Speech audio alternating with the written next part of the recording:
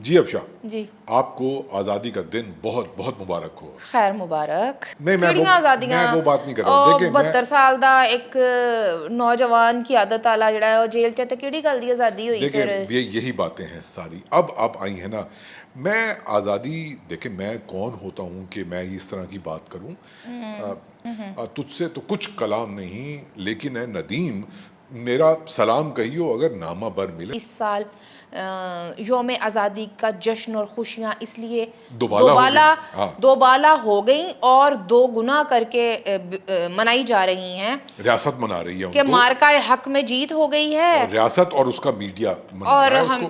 اور وہ بقول وزیر اعظم پاکستان شبانہ روز جو ہم نے محنت کی ہے اس کے بعد تو مطلب بلے بلے ہو گئی. اور ہم دنیا میں جو ایک تنہائی کا شکار تھے ہم اس تنہائی سے نکل آئے تھینکس ٹو مودی.